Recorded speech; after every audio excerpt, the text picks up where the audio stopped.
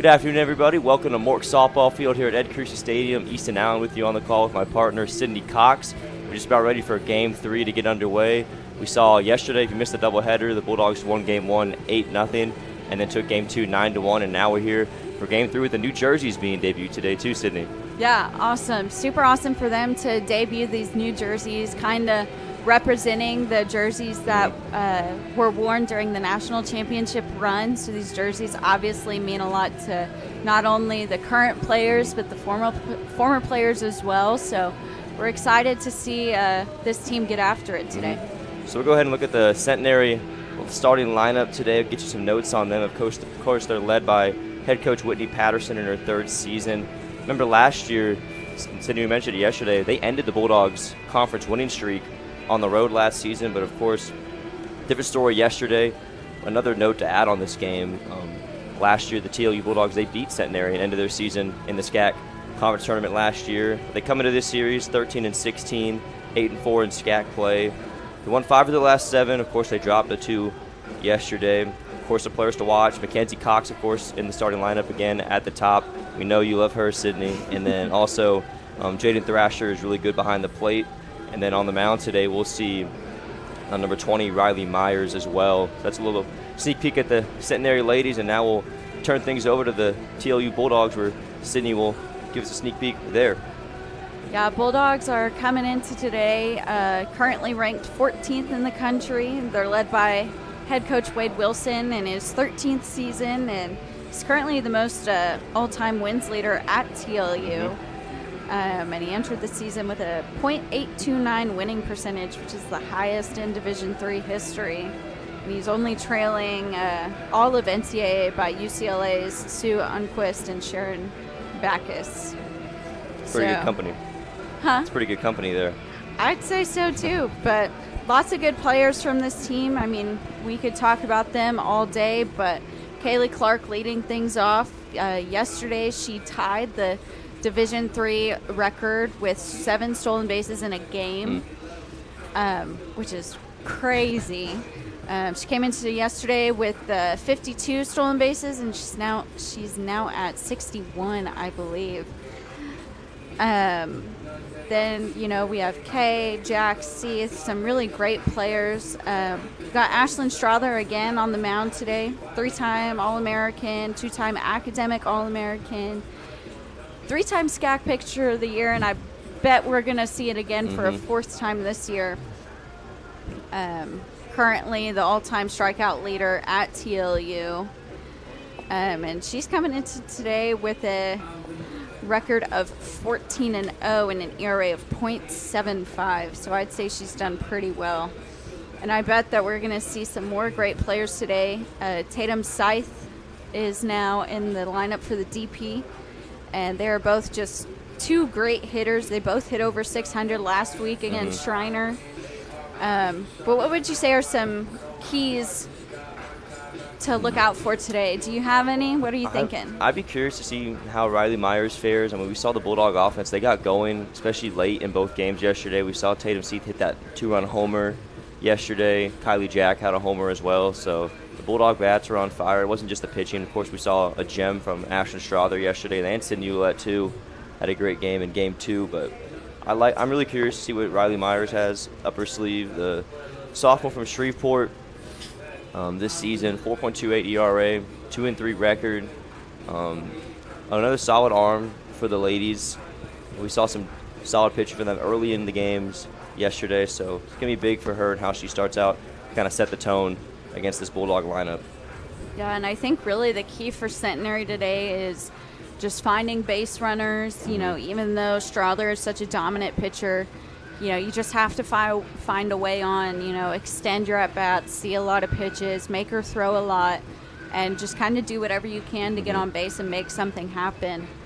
And then defensively, they really need to control the base running and the steals. There were so many stolen bases yesterday that, catcher Thrasher, who's behind the plate today, I mean, they were close. Yeah, you got to know it's coming, and you got to make adjustments defensively, whether that's behind the plate or the shortstop covering the bags. a lot of stuff kind of has to be changed today to limit the damage that they can do on the base paths. So it should be a great matchup today. We'll take one more quick break. When we come back, we'll have the first pitch from Ashton Strother. Please stay with us.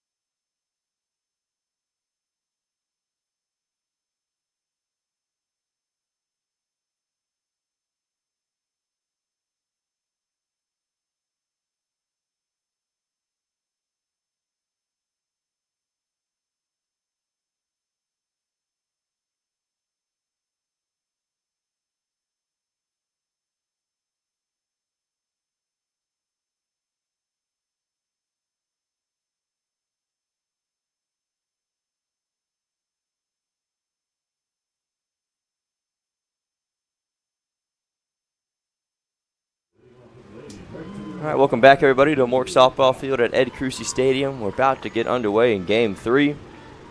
Ashton Strother takes the circle, and her first pitch is fouled off by Mackenzie Cox, who might be on the All-Sydney team in a few weeks. Yeah, stay tuned. Make sure you're watching in the conference tournament. I think I'm going to reveal it like in between the first two games. Yeah, I think that's what I'm going to do. Yeah, fans, if you weren't here yesterday, I mean, Sydney was definitely saying great things about Mackenzie and how she liked her game. And then I kind of put her on the spot and said, you know what, Sydney, you should make an all Sydney team come conference tournament time, because she always has her favorites. Yeah. And I think it'd make for great content next week or 2 weeks. No, it's crazy. I mean, we're really coming up on it here pretty quick. Mm-hmm. We have this series next week against Trinity, and then just one more before the conference tournament. Another one fouled away by Cox, the 5'5" senior from Alexandria, Louisiana, looking at a 1-2 count. Sorry, fans, about the loud noise. Yep. It's 12 o'clock on a Saturday. We got the sirens going off. I know Cox was definitely like, wait, what do you mean we keep playing during this? 2-2 pitch from Ashton Strother. This one taken out the center against the shift. That's going to go straight back into center field. And Cox is digging for 3 as she's got some wheels. A leadoff triple for Mackenzie Cox, and she is fired up. And this is why she's on my team. I mean, do you look at that right there? Look at that. She's pumped. She's psycho. And fans, I mean that in the most positive meaning ever. Her energy is infectious, and to have a leadoff triple like that, to where now they have 3 outs to get her across the board, that's huge. Great start for her. A little quiet yesterday. We wondered how she would bounce back here in this Saturday, and that's one way to start. Yeah, I mean, the first thing you said to me today, it was, hey, is your girl going to do good today? And I'm like, well, I hope so. This one popped up now by number 3, Catherine Stokes. And Stokes did all right yesterday. She had a single, reached on base, didn't come around and scored, but she was really solid over there at second base. Yeah. She did a really great job. Another thing to note on Stokes, yeah, like you mentioned, played at second yesterday. She's at shortstop today, as we saw Sandifer over there a lot yesterday, but she is not in the lineup for Game 3 after getting a couple starts yesterday. As count stays at 1-2. And you know what I'm already seeing right now from this lady team? I'm seeing a lot of fight and determination. And the thing... Oh, that one line cut off by Liao, and that would have been a tough play for her to make. Now Liao is slow to get up. I thought she was going to rep out some push-ups, honestly, when she threw her glove down. I wouldn't be surprised if she did.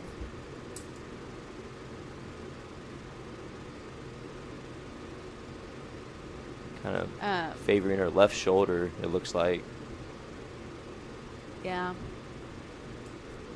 But while that's happening, I'm going to continue my thought, because Lord knows when I might ever finish it. But, when you're the best team in the conference, in the region, when you play other teams, you're always going to get their best. Absolutely. Every single time. And you have this huge target on your back. You're the team to beat every single time.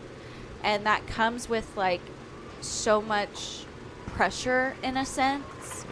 Just knowing that, every single weekend we've been out here, we've seen good games. Yep. Even Austin College. Austin College put up one heck of a series. They made it so much fun. And that's just kind of what happens when you're the best team in the conference. People want to beat you. And then that's also why when they do beat you, they celebrate like it's the World Series. Because it's just that big of a win. So we got to throw down to second and a bobble, and yep, that's going to bring home Mackenzie Cox. Stolen base attempt there, the throw from, I believe that was Taylor Vanette. was a bit high, and I think even if that throw was on mark, I think Mackenzie Cox was going to come across the score. Yeah, absolutely. You could tell the Bulldogs were maybe trying to cut the ball off and make the throw home, just because with Cox's speed, she's so fast, so you know that she's going to get going, but just the throw over the heads of everyone. There's Straw that lays in a first strike of the AB, 1-1. 1-0 now. Centenary's started off hot here on Saturday, looking to avoid the sweep. Yeah, still no outs here. Swing and a miss there from Bella Dominguez, who's at the plate now. Had a good day yesterday at first. 5'7" senior from Newark, California. Batting in the 3 spot today as she looks at a ball just outside, and the count goes to 2-2.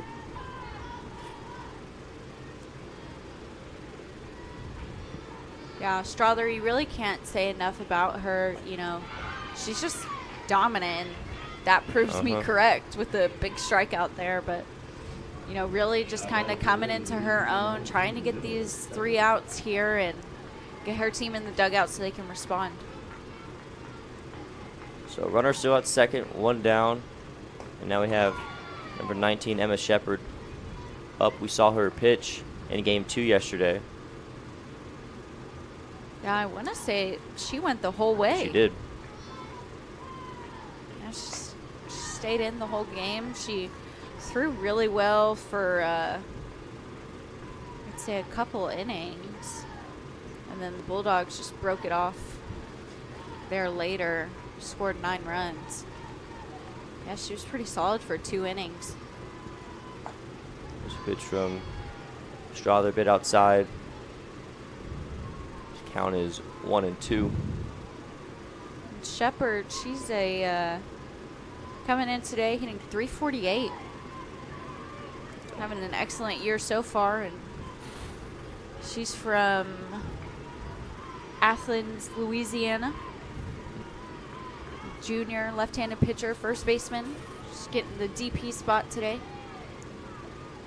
Yeah, Shepard, nice swing out to right center, kind of hang in the air a bit from the wind. And Annie Kay's able to range over to make the play. But another thing on Shepard, even despite giving up the 7 or 8 runs she did, she's still 4th in the SCAC and at ERA at 3.03. So yeah, one of the better pitchers in the conference as well, and can also do some hitting. Absolutely. And with the wind today, I don't think we're going to see a lot of long ball. The weather's looking great. Currently 75, sunny. And currently the wind's blowing straight in, so not a lot of long ball we'll see, but who knows? This Bulldog team likes to prove me wrong. We saw a home run in each game yesterday. Like I mentioned in the pregame show, you had Tatum Seath go yard out the left and Kylie Jack in right. And you never know with this Bulldog team, but right now they got to get focused on getting this 3rd out as pitcher Strother try to get Thrasher to chase, but it's 1-2. Yeah, Thrasher just really solid behind the plate. She's got a strong arm. Had a lot of close plays yesterday on some stolen bases, but unfortunately not in time. Curious to see what changes she's made, if any, but now she's got to get on base and score this run. This one popped up, and it's going to go into the stands right behind home plate, and we'll try it again.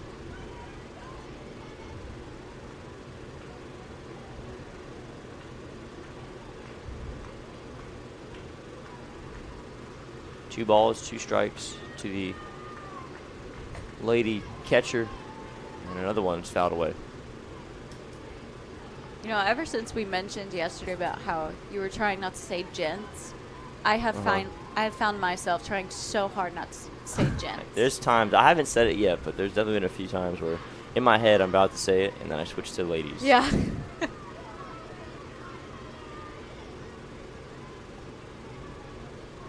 For sure. Our outfield here for the Bulldogs today, we got Landry in left, Kay in center, and Johnson out in right.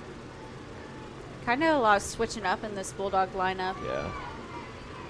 And it's typically been the outfield along with first base that we see the most change, and catcher, but I mean second, third, and short have really been the same all year, with Clark at second, Lee out short, and Hillis at third. Yeah, a lot of figuring out to do as we near the end of the season. This one lined into left, And then a bobble by Mia Landry. That's going to score another lady run. It is 2-0 Centenary. I mean, like I said, just fight, fight, fight. And really, I mean, that play by Landry out and left, I mean, it's just, it has to be made. It has to be made. I think she fielded that cleanly. I'm not entirely sure what her arm strength looks like, but, I mean, with how close she was, it would have been a really close play. Yeah. So, big missed opportunity there, but the ladies just being aggressive and getting after it.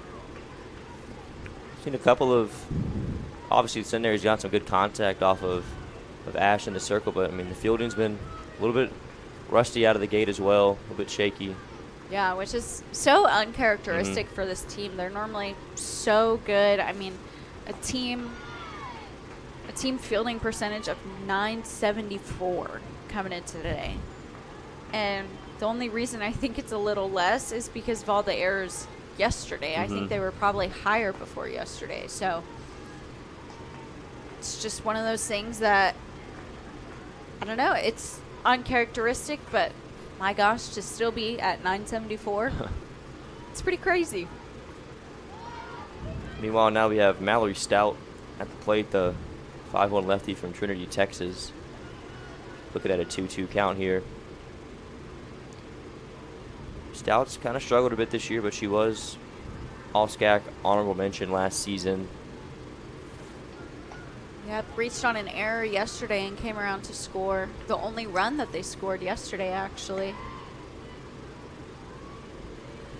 And let me tell you right now, I mean, these ladies are doing a good job of seeing a lot of pitches. Each at-bat has gone 5 or more pitches. That's crazy. It's not too often, especially early in these games, too. I mean, Ashlyn usually so efficient in the circle. She's probably used well over 20 pitches in this first inning. Yeah. Yeah, she's pretty close. I mean, I'm maybe seeing, 25 maybe. This one flown out the center right at Annie Kay. She makes a play for out number 3, but Centenary off to a hot start. They only strand 1 and they score 2. Going through the first part of the order, we'll go bottom 1 now to meet the TLU lineup. Please stay with us.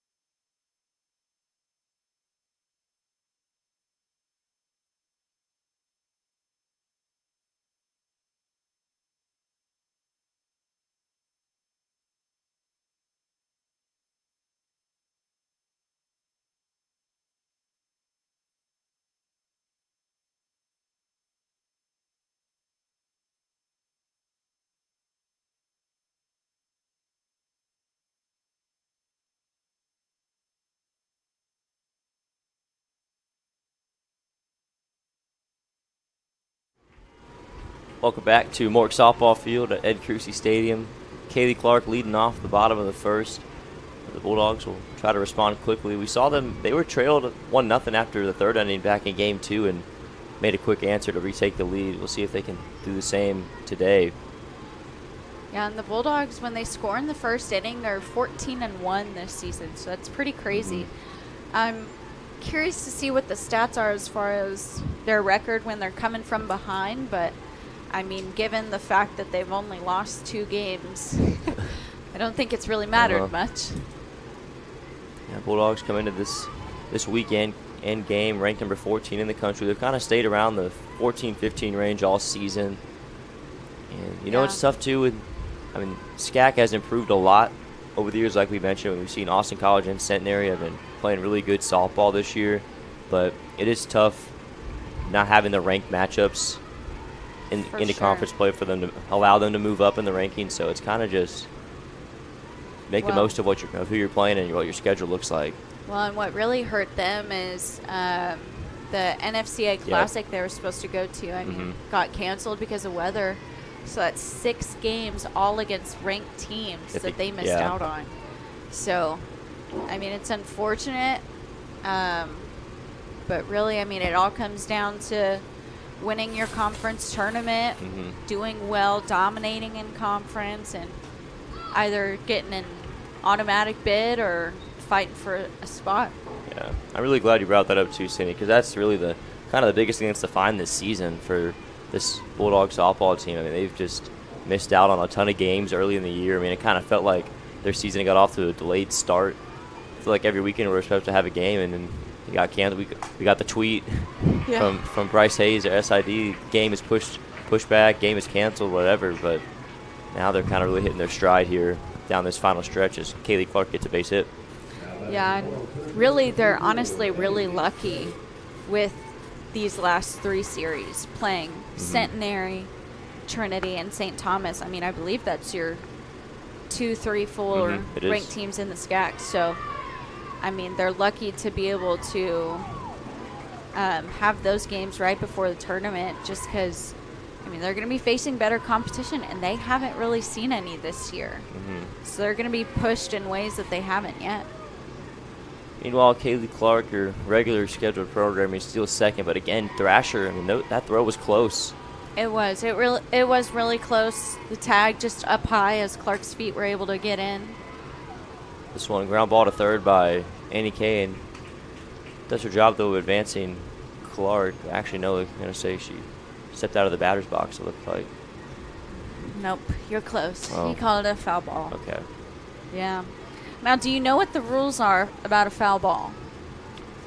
Well, it was played early, but I'll let you explain it. Yeah. Rather than me messing it up. And this is what a lot of people get confused, and it makes me angry. But a foul ball is based on where the ball is, not where the fielder is.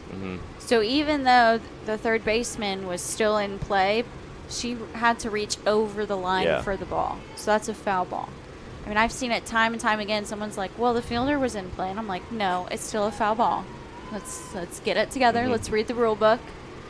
So, yeah, I mean, that comes into factor a lot, especially with slappers and, you know, just any kind of small ball or hard ground balls on the line. Hillis this time Kay will line that one foul.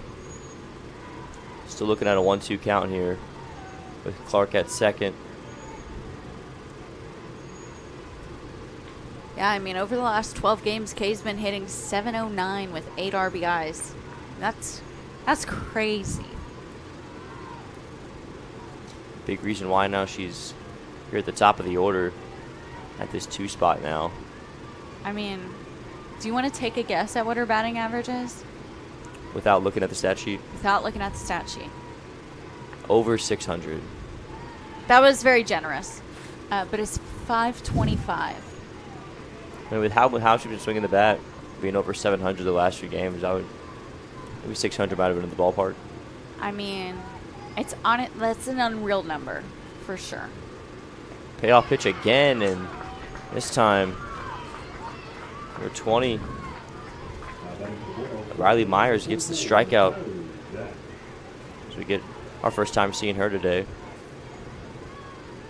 Yeah, first time in this series. Excited to see what she does. You know, allowed the base hit to Clark, but came right back after with the strikeout. So that's going to be a delayed steal right now. Just getting Myers sleeping with a throwback to the pitcher. A well-executed play there by Kay as well. Clark. We're just both messing up names today. Still getting warm. Kylie Jack now at the plate. Had the big homer off the Mork softball field scoreboard and right. Back in game 2 yesterday. Got a chance for some more RBIs. I believe she leads the conference in RBIs as well. If I'm not mistaken. Let me double check for you. I know she tied for first in the homers last year. 4th in RBIs. She's 4th in RBIs with 24. Yeah, chance. I'm curious as to who has more.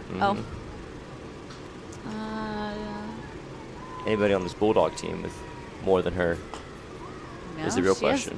She has the most? Yeah. She's the most on the team. I think that just goes to show you how in depth they are. They have a lot of players who can do a lot of things. 1-2 pitch, kind of a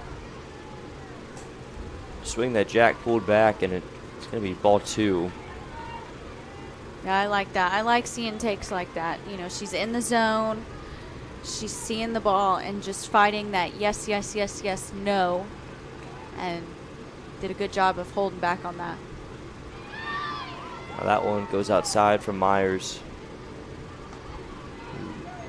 These first 3 at-bats, she's pitched well, but at the same time, each one of these counts have gone full in all of them, so pitch count being eaten up a bit right now. Payoff pitch, fouled off, and the Bulldogs will continue to make her use these pitches.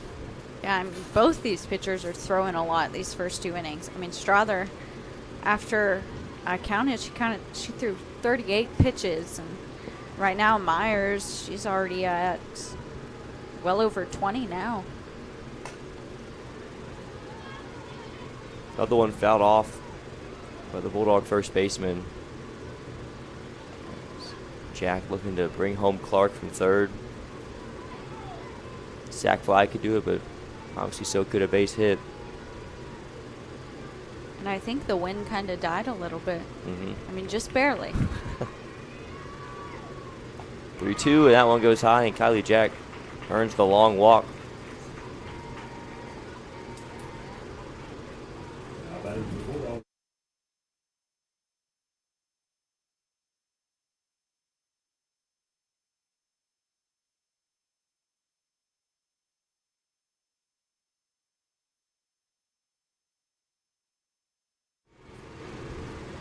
So Tatum Scythe at the plate with runners at the corners and only 1 out, showing bunt, and pulls back as now they'll just let Kylie Jack move to second to avoid Clark coming home. Yeah, I'd say a good choice there. I mean, because we know, like, if that throw's going down at all, Clark's going to score easily. And now, swing and miss there from Scythe, the UTSA transfer. Is the designated player again. Yeah, I think she started game 1 yesterday as the DP, then got moved out into right field for the second game. So back in the DP spot again.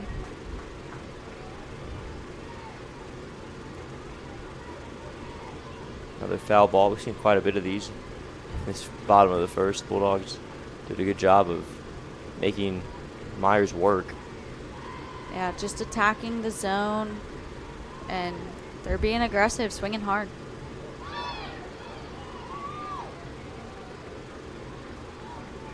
I went a bit low, and it goes to 2-2 now.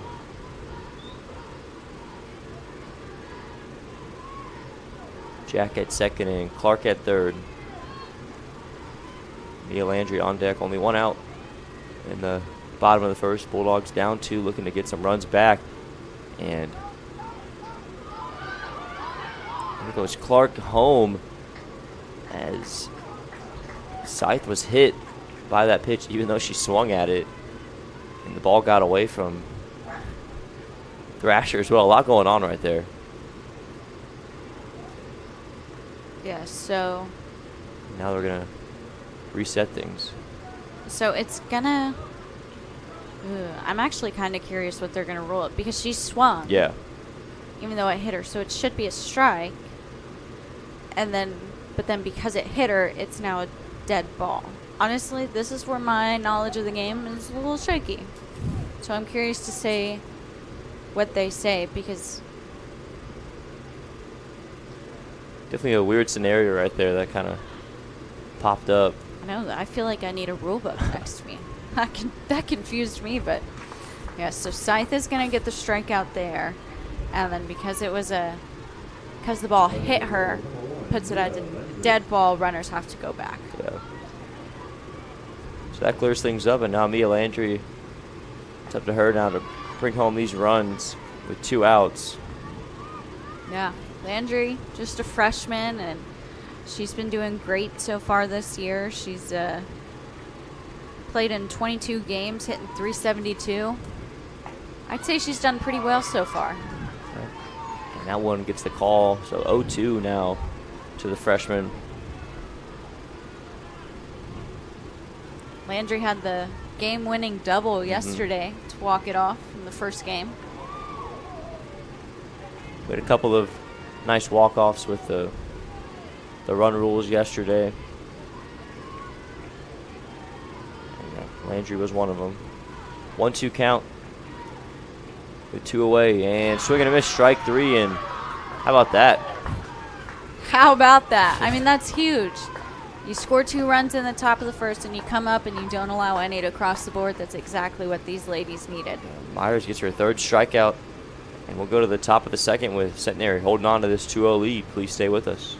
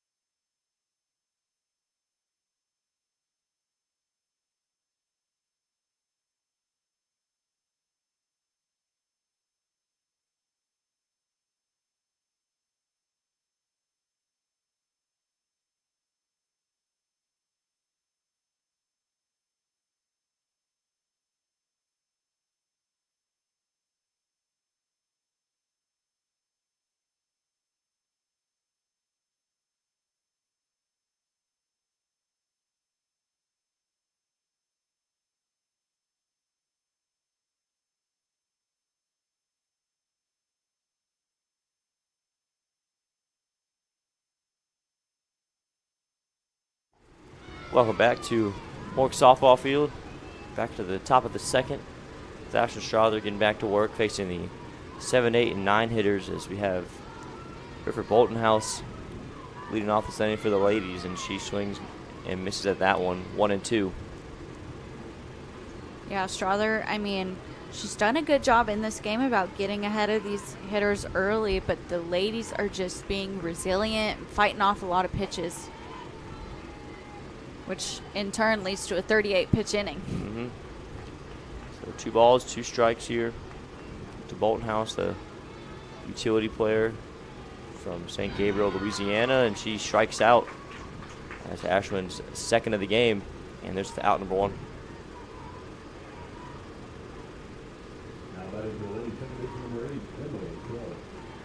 Now number 8, Emma Crow, will stand in, another sophomore. And Crow, she pitched yesterday, I believe. If I can find my papers. She came in as relief in the first game yesterday. She threw well. I think she had 4 runs scored off of her to end the game, but did all right in the innings that she pitched. Here's a strike laid in by Ashton Strother, and it's 1-2.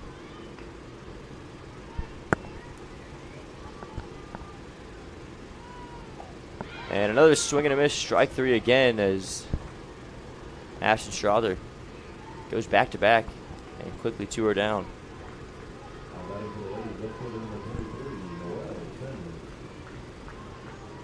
Yep, strikeout number 3, and we got Noelle Sandman. You like her just because of her last name.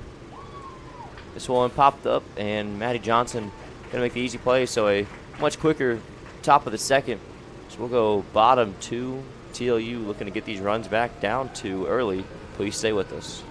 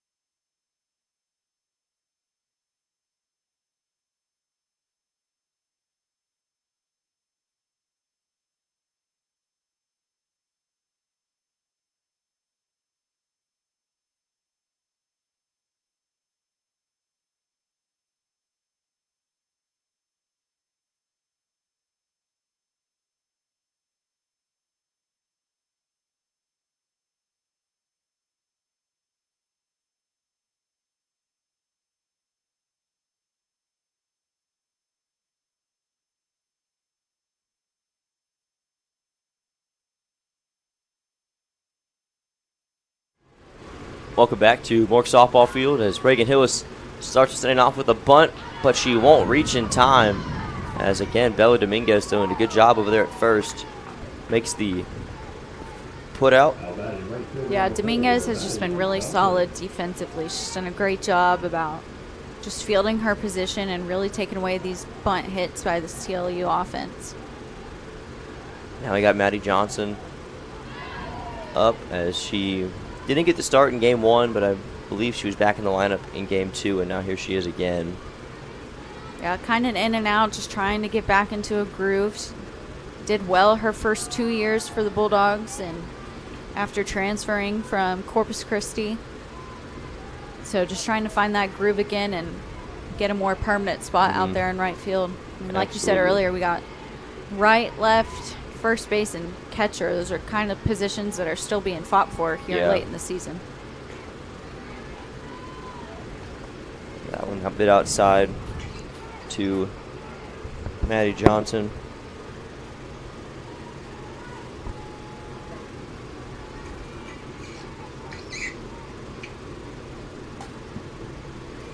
Just wanted to slowly ground it to second, and kind of stumbling with it there was number 8, Emma Crow. Yeah, and Johnson just doing a good job as a slapper, putting the ball on the ground, letting her speed do the work for her. So base runner on with 1 out. It's Johnson at first for Taylor Burnett. Doing the catching duties again. Here in game 3 is check on Maddie Johnson, but she doesn't go. And a huge gap there in the 5-6 hole. Just perfect spot for her to place it with the shortstop Stokes shifted over to try and cover the steal. Burnett slaps this one to short, and Taylor Burnett's going to beat it out. The catcher showing off the wheels there. Oh, bang bang play. I don't know. I thought she might have been out. What did you think, Easton? You have a better view than me. I think she got there. That's not the TLU bias either. Yeah. I mean, and honestly, just a great job, too. While that ball wasn't completely in the 5-6 hole, she made the shortstop, who was already kind of cheating, to cover that steal and made her switch direction. So that was the key there for that play. So we got number 77, Lindsay Liao, at the plate. Both 2 runners on and only 1 down. So another good opportunity for the Bulldogs to get these runs back.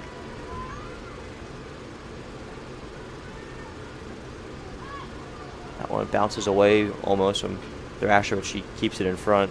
Something she's done a really good job at this series. Yeah, she really is just a wall back there. She's done a great job. Not a lot gets by her. She's got a great arm. One again outside from Myers.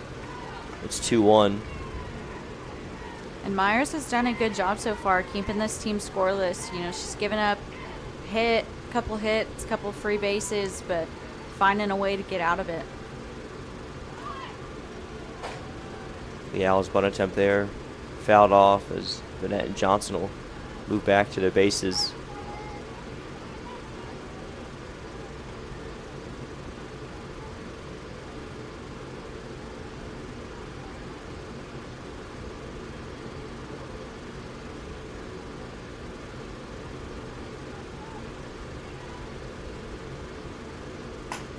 This one line down the third base line. Leal with a solid base hit to advance everybody. And that's going to load the bases for Kaylee Clark with only 1 down.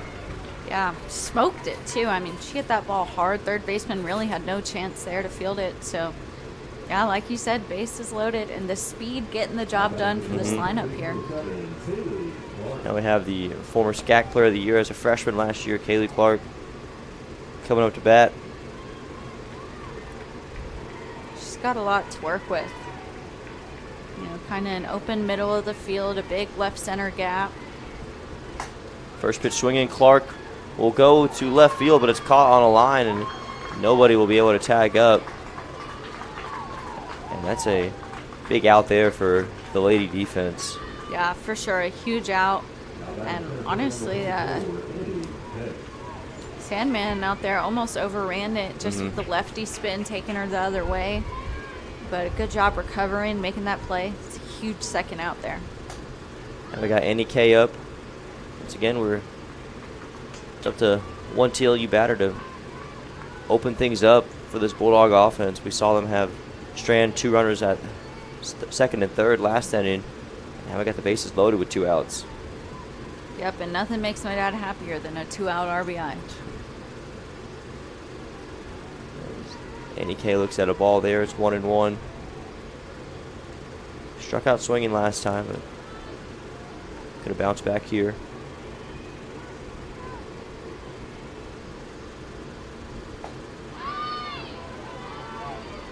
Good spot there. Not sure where that missed, but a good location there by Myers. So it's 2 balls and 1 strike. And she's even been a little more efficient this inning. She's faced a lot of batters, but she hasn't really gone into some deep counts. But now look at a 3-1 count, and you don't want to walk a run in. 3 balls, 1 strike to NEK, bases loaded.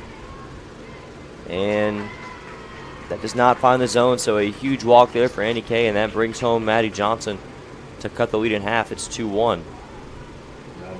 Yeah, I mean, that's a huge at-bat. And, I mean, obviously not what you want to do if you're Myers, but just got to focus on getting this next out now. Need it now more than ever, especially now that we're getting to some power. Yep, we're Kylie Jack now in the order at the 3 spot, with Finette at third, Leal at second, and NEK at first. So the Bulldogs put together some nice 2-out rallies yesterday. See if we just got the start of one here. Another one missing low from Myers. We've seen that a few times now. Yeah, I can't figure out what's exactly going on there, but that pitch just slipping right out of her hand. 1-1 count to Jack. Here comes the pitch. Again, late on it. Still got some good pop, but just hasn't gotten in front of these pitches. Yeah, Myers just kind of pushing that outside part of the plate. Jack just needs to catch it a little bit more out in front, drive it into the left center gap. 1-2. Little hesitant swing there from Jack. And that's going to go down the third base line, and it'll be a 5-3 putout to end the inning. So the Bulldogs strand the bases loaded. They do bring one of them across, though, on the walk. So it's 2-1 now. Centenary still holding on, going to the top of the third. Please stay with us.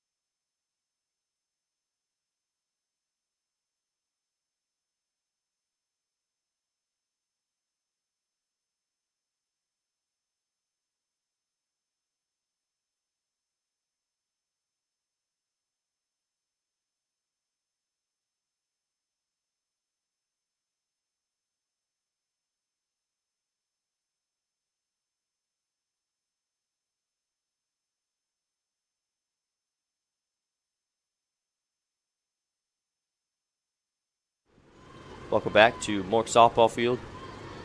Top of the third, about to get underway. As first pitch swinging there from Mackenzie Cox is fouled. Started the game with a triple. Came around to score the first run for the ladies. And she even did it with the siren going off. She definitely was not a fan of when that was going off. I think she tried taking some time. I don't blame her. Yeah. And it's loud. It was even loud up here, and we have headsets on. First GAC hitter of the week in the month of April, Mackenzie Cox is, and she's going to be an easy first-team selection when this year wraps up, as she's had another dominant year. 1-2 count here, and Strother, that pitch is high. 2-2 now. And something to watch here is she is stepping very much out of the box right now. I'm surprised if she doesn't get called on it, honestly. This one driven out to deep left, and that's going to get down in fair territory. Mackenzie Cox with now a double, and she is fired up over there at second base. Now a triple and a double for the All-SCAC first-teamer. Yeah, I mean, she failed a lot yesterday, and she's learned from it. She's come back into today fired up. At the triple in the first at-bat. We forgot to mention, too, that's now triple number 4 for her. Going back to the first inning, she already led the conference in triples, so now she adds another from this game as bunt laid down there by Stokes. And Reagan Hillis gets it over there in time as the sacrifice works there for the ladies. Yeah, great job. I mean, and just a good decision, too. I mean, right now the ladies just need to manufacture a lot of runs. Yeah. Any runs are good runs right now for them. Exactly. So just kind of playing more fundamental softball, moving the runners over, and just giving the team an opportunity for a sac fly or an easy ground ball to the outfield. So now we have Bella Dominguez back up. She struck out swinging her first time. But, again, you got 2 chances here to bring home Cox from third. She's got to put the ball in play because she has the speed to do it.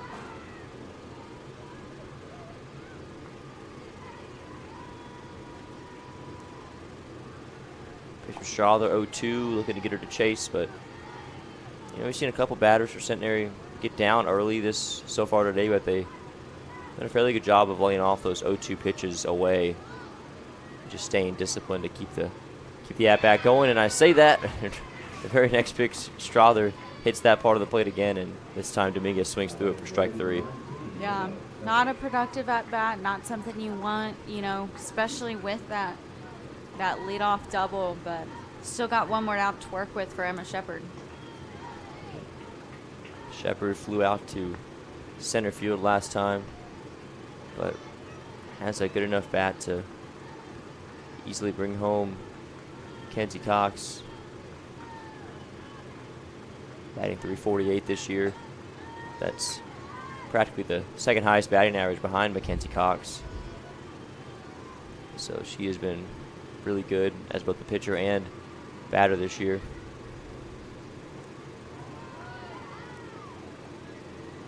Strother really working the outside corners today, whether she's been facing lefty or righty. 2-1, fouled away, and that'll even the count.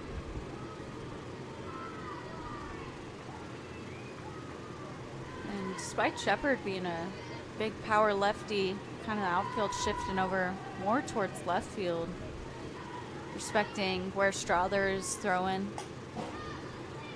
This one popped up in foul territory. Reagan Hillis makes the play right by the netting over there in front of the Centenary dugout for out number 3. Nice play by the Bulldog third baseman as Ashton Strother strands Mackenzie Cox at third.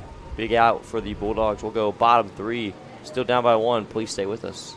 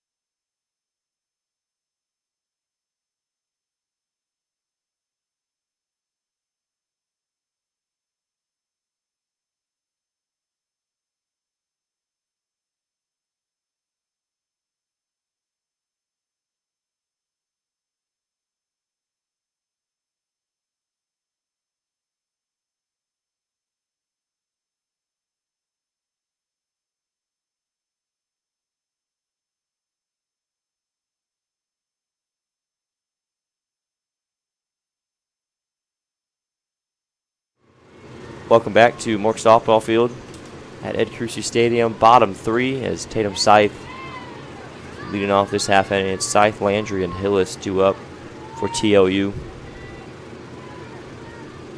Yep, Scythe with a big strikeout with 2 runners on her last at bat. Looking to make up for it and get a leadoff hit here. Not even a hit, really, just get on base.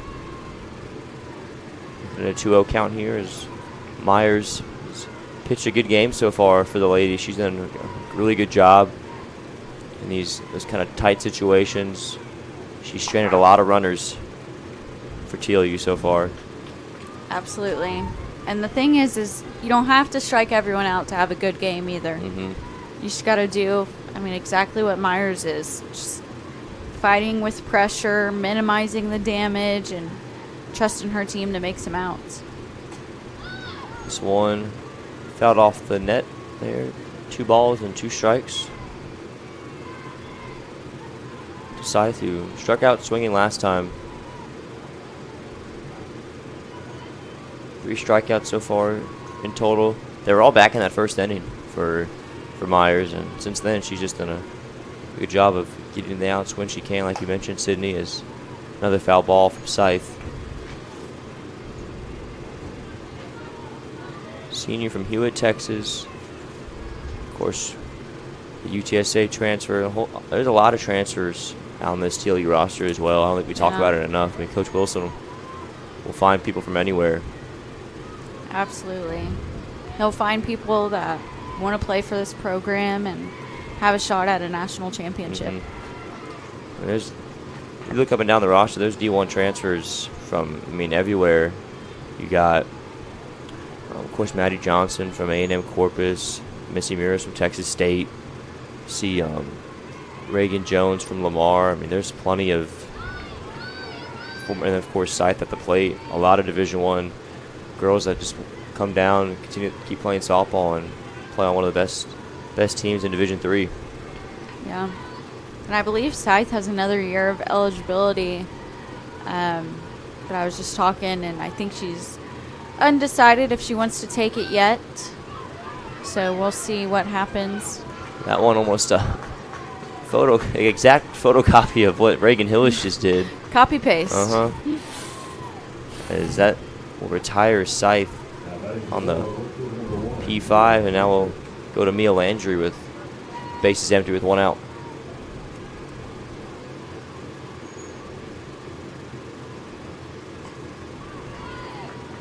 First pitch swing in there, and it goes foul. 0-1.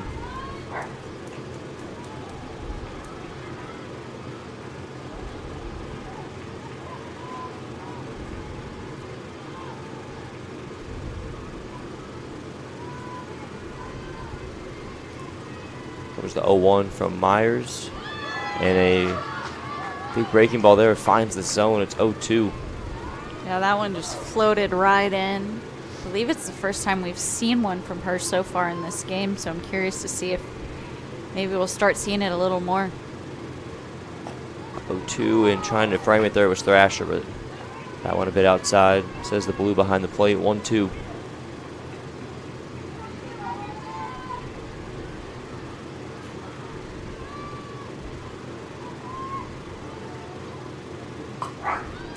This one blooped into right field and caught on the run there by Mackenzie Cox, and that is out number 2.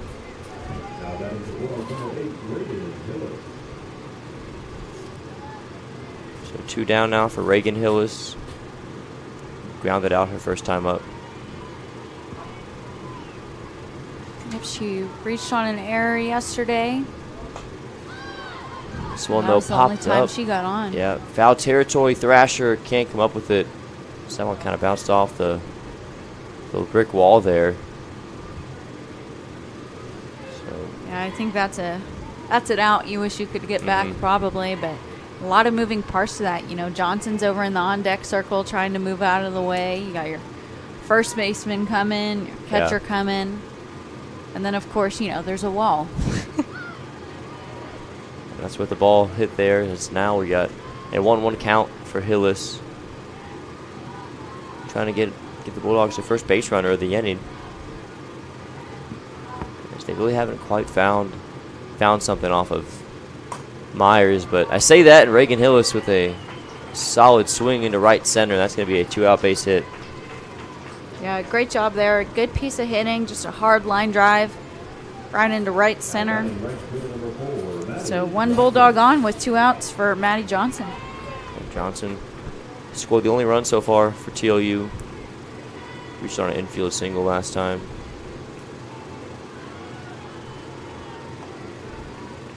And looks at ball 1 there. Yeah, and shortstop stroke shifted over to respect the speed, leaving the 5-6 hole open. 2-0 now to Johnson. 2 down. Whole lot of game left. 2-1. It's been really competitive here so far. Game 3. Centenary not going down easy. As there goes Hillis, and Thrasher a bit low on that throw, and it's not going to be in time as Hillis steals second. Yeah, great job there, and good job by the pitcher ducking enough. That one almost bopped her in the head. I've seen that happen more than once, believe it or not. This one from Johnson, grounded foul. And now it's 2-2.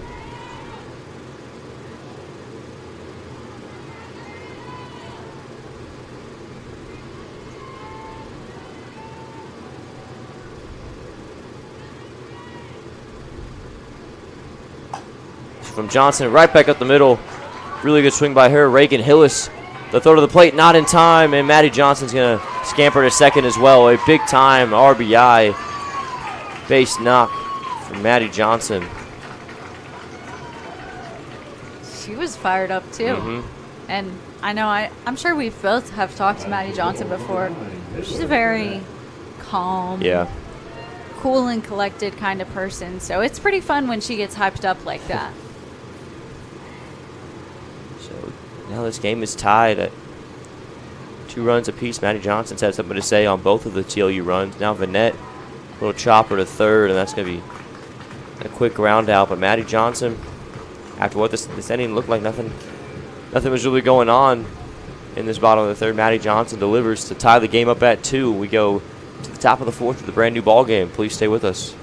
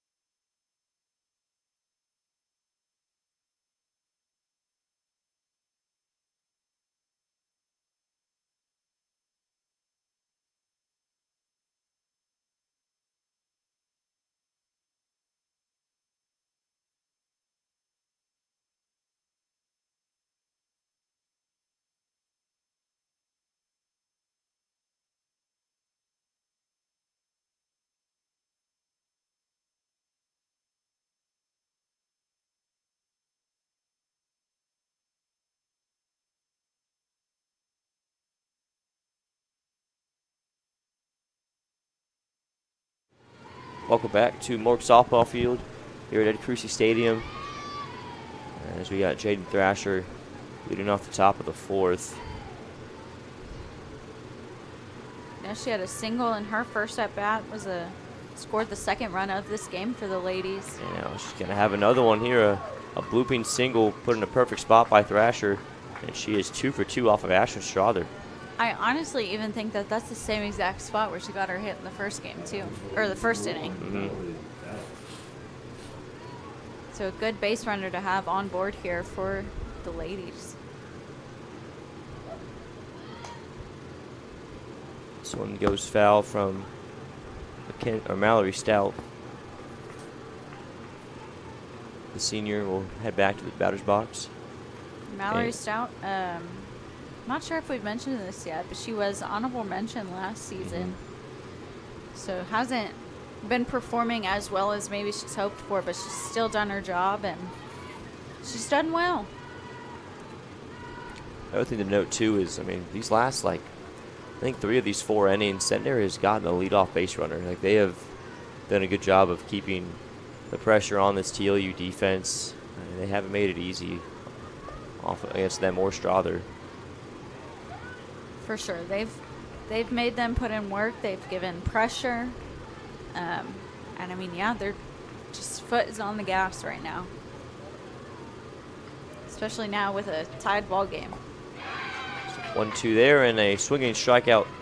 So Ashton Strother gets another, and Stout will head back to the dugout. And there's out number 1. Now River Bolton House will come up with another all-name team candidate for me. If you want to both make one, that'd be my job.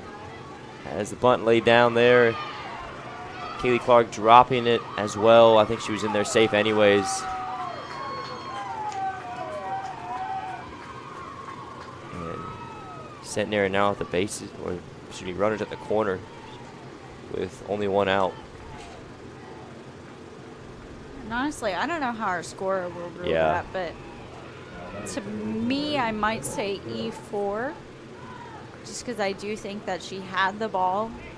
She could have caught it. But at the same time, I also think that you just got to make a better throw. Yeah. You know, so I'm glad I'm not the one in charge of that. Our job is just to call the game. Yeah. If I was in charge of it, they might not ask me to do it again. It's that one foul tipped into Vanette's glove. It's going to be 0-2. That's why your best friend does the stats. Yeah. I'm glad she deals with it and not me. That one goes high, 1-2. You got Thrasher at third and Bolton House at first for Emma Crow. And a swing and a miss. Ashton Strother gets another strikeout. Vanette will not throw down to second. So Bolton House now at second base for number 23, Noelle Sandman.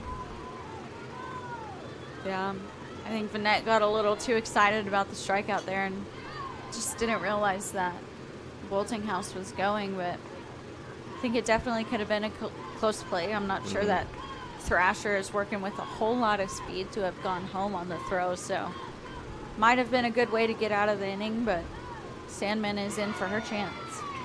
Really good pitch from Strother there. It's 0-2 for Sandman. Good rise ball there, too, just creeping in on the hands. Always a tough pitch to lay off of. You know, I've seen a lot of girls either half swing at it, back away, but, I mean, it's a tough pitch to hit if you're not out in front of it. 1-2, and Strother trying to get that pitch hit the outside corner, but a couple of misses there. It's 2-2 now.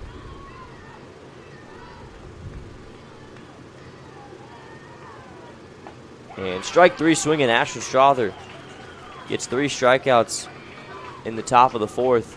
Strands a couple of runners in scoring position, and we will go bottom 4 with this game tied at 2. Please stay with us.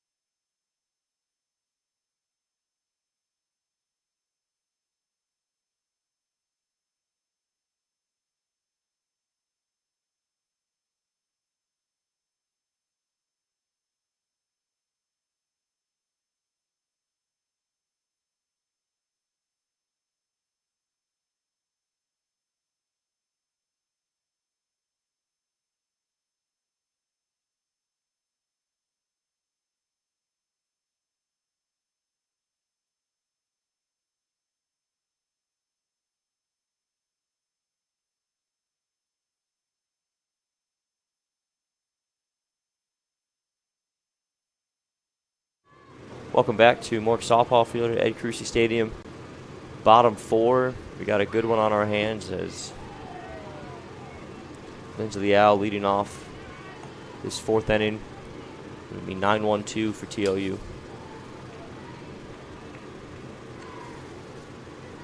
Yep, and a great game that we've had so far here. A lot of good competition. Fortunately for the Bulldogs, a lot of runners left on base, but I mean, the ladies are just giving them a run for their money today. Leal had a really strong base hit down the third base line. Her first time up, they were kind of a half-hearted swing, fouled off just behind the home plate. Yeah, just trying to chop it into the ground a little bit, just ever so gently. But especially now with, you know, there being no runners and her leading off the inning, her choices are a little harder. Yeah, fly ball out the left field and the play made on the line for out number 1. Now batting the ball, second baseman number 7, Kaylee Clark. And number 7, Kaylee Clark, will stand in 1 for 2 with a base hit.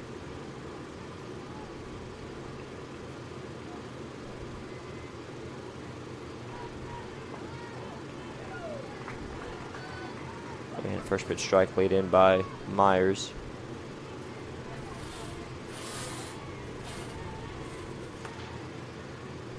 She's done well this series. I mean, yesterday in the second game, she was 4 for 4. I did not And realize it didn't even feel that like yesterday. Yeah, it was just another day. It's crazy. Hard to do. 1 for 2 here today. That was the 1-1. Clark showed bunt that time, and Coach Wilson doesn't agree with that strike call. And it's 1-2. Yeah, he's going to stand with it. I think I've had a call like that before, but I think she kind of offered, you know, moving her barrel forward before she pulled it back, which I think that might have been what confused him, and that was probably his reasoning for the call. So now the 2-2 now for Clark.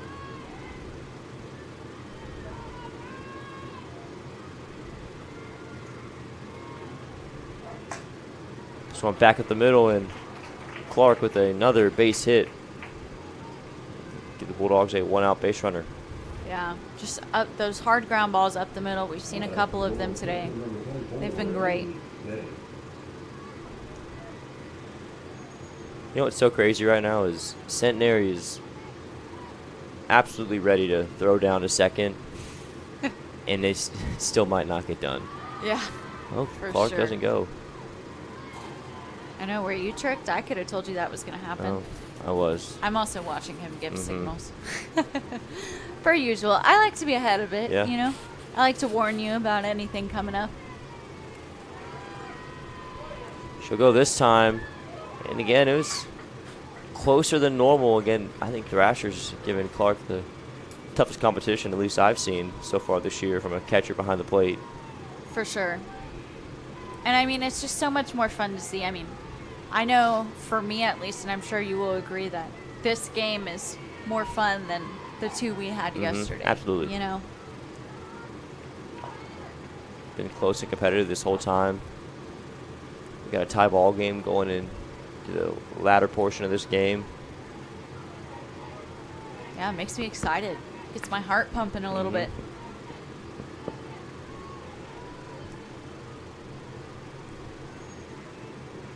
Comes the 1-2 to K. Looks at ball 2 there. Really good location there by Myers, just on the outside part of the plate. Missing in the river a little bit. But a good location, and honestly a tough take for Kay. Maybe too close for me. So grounded slowly to third, and Annie Kay with her speed beats it out. What a play. I mean, speed kills with this team. It really does. And the only thing that they're missing is just some consistent power in the middle of the lineup. So I know that's the biggest thing that they're looking on, because unfortunately, you know, come in the next 2 series in the postseason. Speed can't do it all, unfortunately. Kylie Jack can do here as Annie Kay will steal her free base.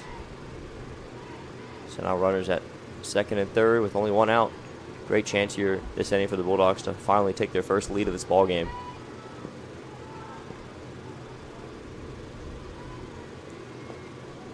1-0 pitch. Good spot by Myers, but Jack does not go for that. It's 2-0.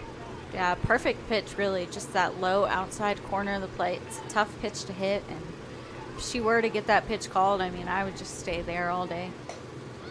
Now Jack pops this one up, and Kaylee Clark will fake him out there.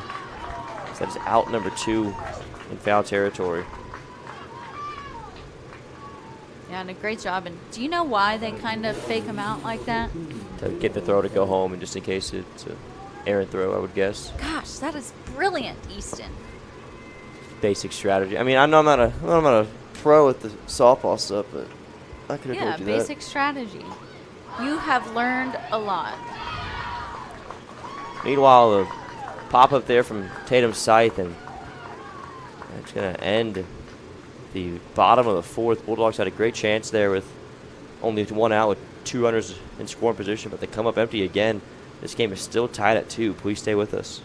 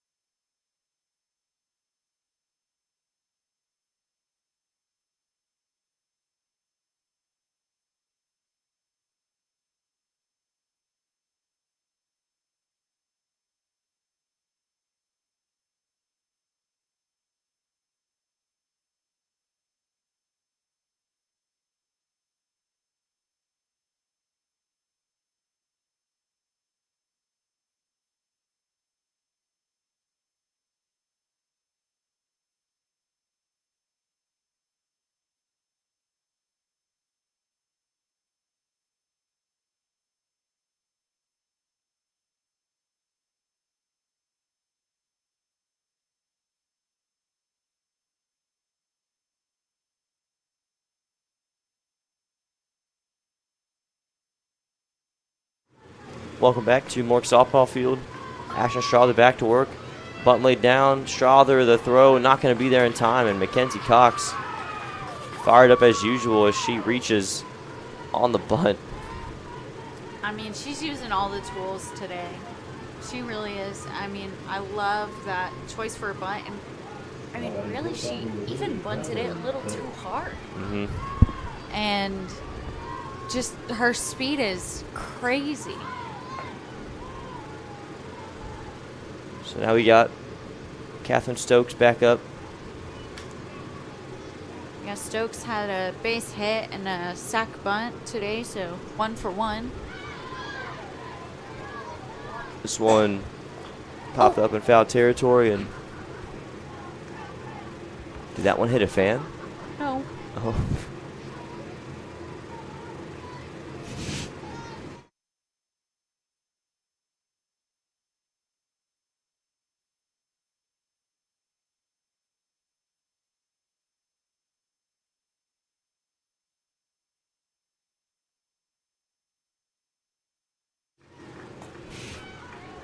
This one popped up, and it's going to go in foul territory again, this time towards the right side.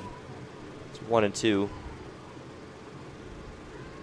Yeah, I mean, honestly, I'm surprised we're not seeing like a stolen base here for Mackenzie Cox. I mean, just because you need to move a runner. This one blooping in. Centenary continues to find these gaps. It's going to be a base hit for Catherine Stokes. Yeah, and you know what? Even though there wasn't a stolen base or a sac bunt, it still worked out.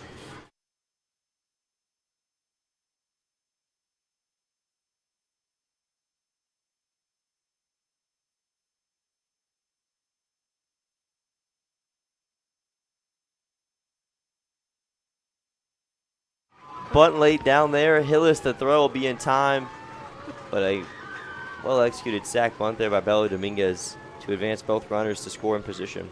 I mean, that's huge, and it's even more huge because Dominguez has gone 0 for 2 today with 2 strikeouts. She's obviously not seeing the ball well, so why not put her in a roll situation where she can lay down a sack bunt and move 2 runners into scoring position? Really good call there by Coach Patterson in her 3rd season. As now we got Emma Shepard back up. We've seen both teams have multiple opportunities. Almost every inning, both teams have had chances to score some more runs, but both pitchers have kind of proven to get out of these tough spots. Which offense can kind of break through, I think. Yeah, for sure. I mean, there's been a lot of runners left on base for Centenary so far, 4 for TLU, 8. So, I mean, there's a lot of runners just left on base, and those are potential runs, especially these 2 right here in scoring position. Now we got a 2-1 count here to Shepard with Cox at 3rd and Stokes at 2nd. And a big swing and a miss there. Up high there from Strother. It's 2-2. She definitely wanted it. I think she committed before the ball was even thrown, but just a rise ball there, and Shepard trying to get a piece of it. This one will head foul, stay at 2-2.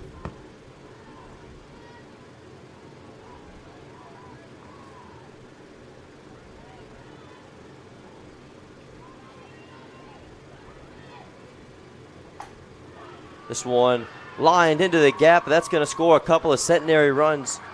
The throw in is in time, but it's still going to score that 2nd run. Centenary makes it 4-2 off the 2 RBI double from Shepard. I mean, that's huge. That's a big-time base hit right there, and just placing it perfectly. I mean, they are hitting the ball very well and just making solid contact. So Strother now down in the game 4-2 with only 1 out and a runner in scoring position.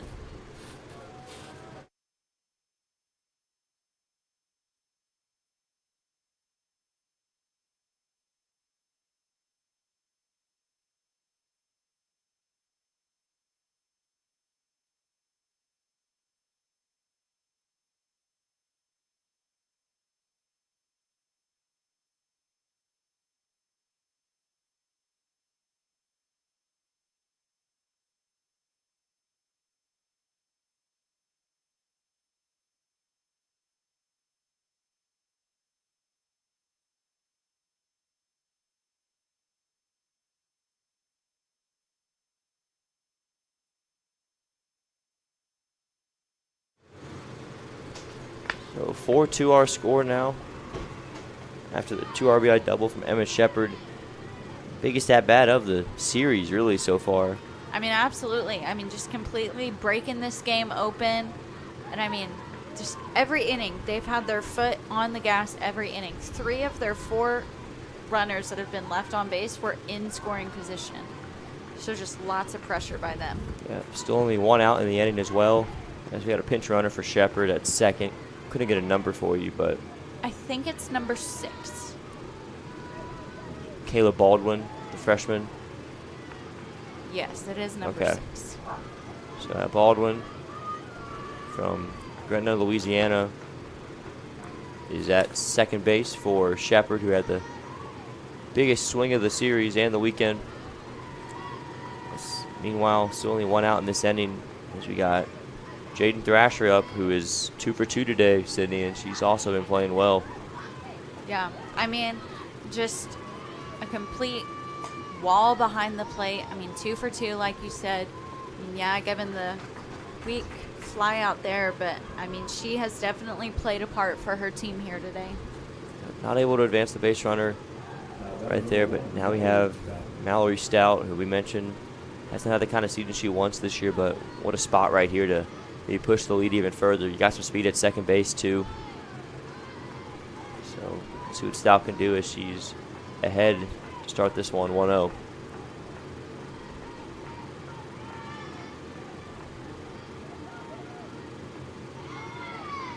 Good swing and a miss there for Strother to get. Evens it up.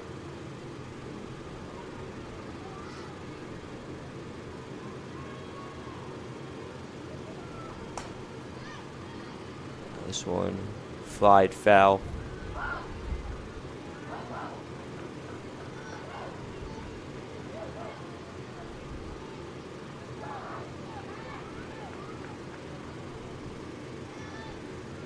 One-two pitch coming from Strother. Vanette tried to frame it, but it goes to 2-2.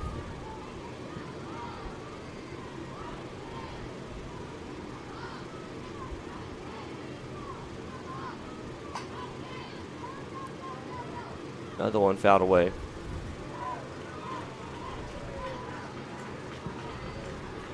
Yeah, Stout putting up a good fight here, but I believe that they're going to call her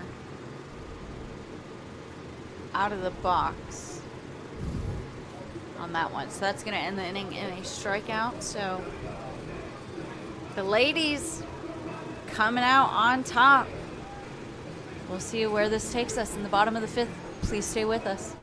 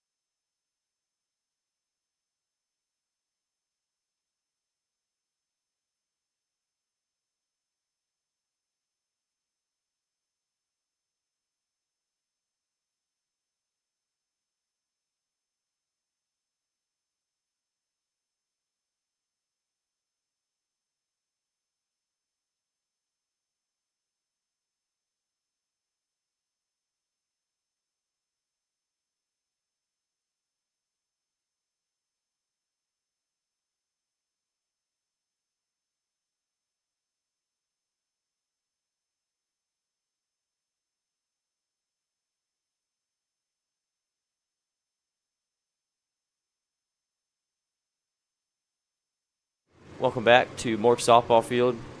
TLU back down by 2. It was once 2-0. Then we saw a couple of runs come across in the second and third to tie it up at 2. And now Centenary back in front as their consistent offense has kept the engine going.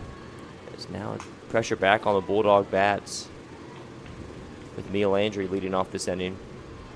Yeah, I mean, I like this game a lot because, you know, TLU is obviously a very dominant team, but the thing is they have to experience loss. They have to experience adversity, and they haven't really had a whole lot of that this season. So it'll be interesting to see, like, the fight that they can come up with. It's a big game right now for them to kind of build off of, especially if you can come back and win this one. I mean, this is probably the biggest game they've had in quite some time with the situation right now. So it's a great opportunity for them. And it kind of fits in perfectly what we were talking about earlier. We mentioned it's kind of hard to have these, to improve your rankings in the national polls when you aren't playing ranked teams, but I think games like this could be just as beneficial too.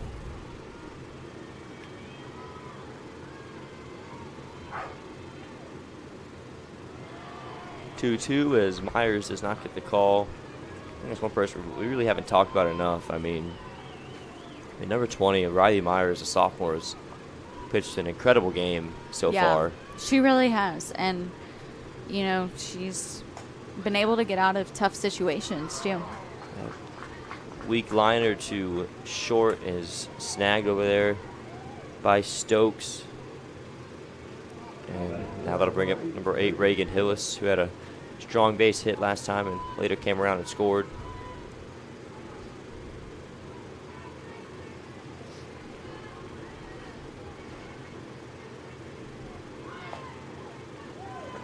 First pitch is in there for strike 1.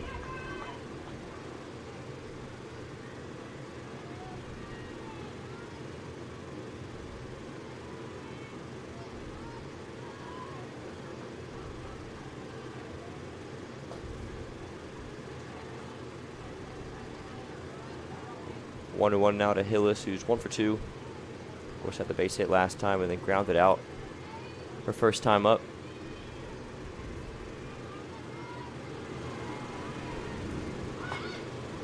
Bunt shown, goes foul. Hillis has kind of perfected that over these last few weeks. It's definitely her specialty by now.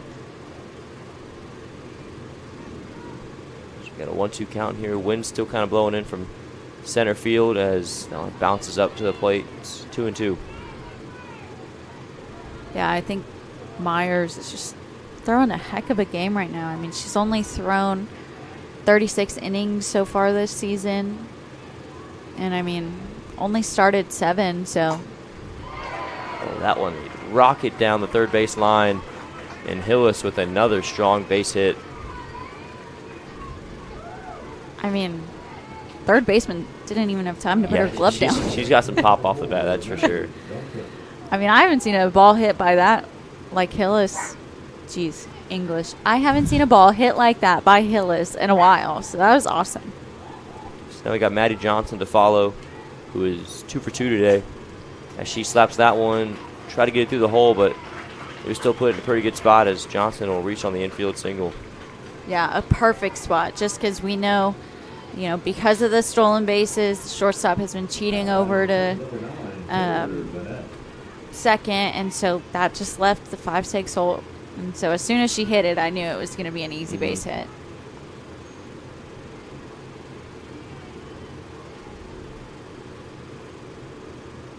This one from Vanette popped up. It could get down, but not quite. As quickly moving over to make that play with Sandman, and there's 2 down.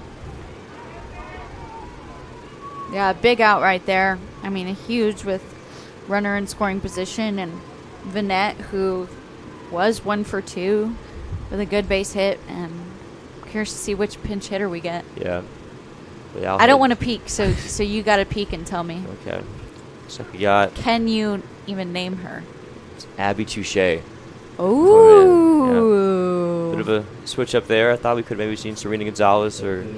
Oh, I love that choice. But we got Abby Touche coming in from Shreveport, Louisiana, so might be the connection there that had Coach Wilson decide to bring her in against this series against her kind of hometown school. Yeah, and I mean, we haven't seen her so far this series, so I think just trying to find a different bat, get her an opportunity here in a big situation. Touche, first pitch swinging. Misses that one, goes to 0-1. Touche on the year. Try to pull up some numbers if we can. Batting .290, making her 14th or 15th appearance this season. Has started in over 10 games, so she's been in the lineup a good chunk of this season. Haven't seen her recently. She does have 2 homers on the year, so has that power in a righty bat. But down 0-2 right now. Yeah, definitely need a lot of fight here for the freshman. Just got to come up big here with a 2-out hit. Looks at a ball there. It's 1-2.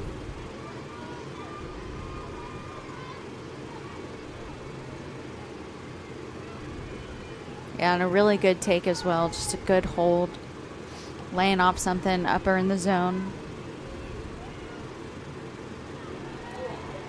So that one goes a bit high. Another good eye there from Touche. It's 2-2.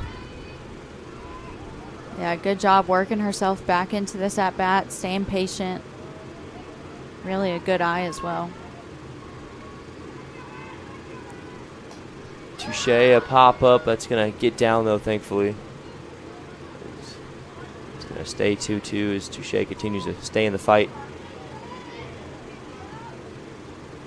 Yeah, and we got lots of speed on the bases here. Hillis over at second, Johnson at first. Any good ball in the gap is going to score 2 runs. 2-2 pitch. Swan, ooh, a really good swing there. That one just couldn't stay fair. But right idea, though, by Touche. Yeah, great job getting that ball out in front, not getting jammed on it. Curious to see what Myers is going to give her now. You know, she's kind of already thrown everything, a changeup, a rise ball, inside, outside.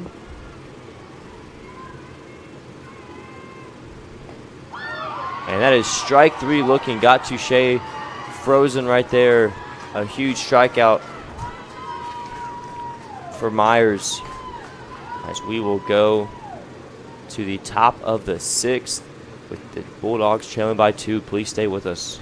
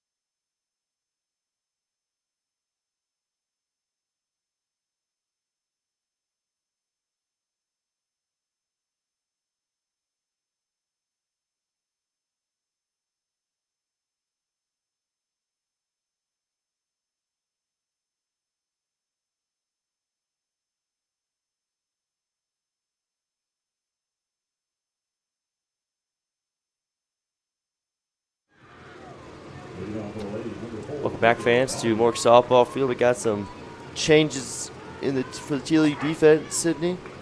Yes, we have Ainsley Davis now on the mound for the Bulldogs, and behind the plate with her is Bella Rodriguez, and a new left fielder as well. That's going to be number 3, Harley Russell. And all that as River Boltinghouse steps up to bat. Right now, some critical moments here down the stretch. Just 2 innings left. As we get this chance to see Ainsley Davis, who on the year ERA at 4, 1-0 record. Just her 4th appearance this season. Of course, not a crazy amount of depth. We've only seen five pitchers appear in this season for the Bulldogs. Of course, Ashton Strother and Sydney Ouellette. And then we've seen a mix of Bellinger, Howard, and Davis this season as the other 3. Yeah, and I mean, really, having 1 or 2 really great pitchers is awesome. It's good. It gets you through conference, and it gets you in the tournament well, but what you really need is a good pitching staff. And I think the staff has done really well behind their 2 aces. I mean, Howard has done well. Bellinger, Davis, they have all done really well so far this year. So just got to stay hot and really just trying to get them some more innings before postseason comes. Yeah. Davis kind of went with the least amount of experience of the 5. Just 7 innings pitched this season. But when she's been in there, she's played well. Opposing batters only hitting .240 against her. So not too bad for the sophomore. Yeah, for sure. And she's off to a great start here. Got ahead of Boltinghouse and making some good pitches in some tough locations. Count is 2-2.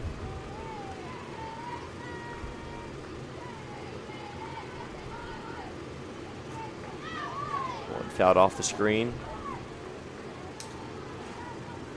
I mean, I just can't get over this fight by the ladies. They're just so determined and aggressive in their at-bats, and they're really making this pitching staff put in some work. Trying to get their 2nd straight season, pulling off an upset against the Bulldogs. There's that one. Goes foul.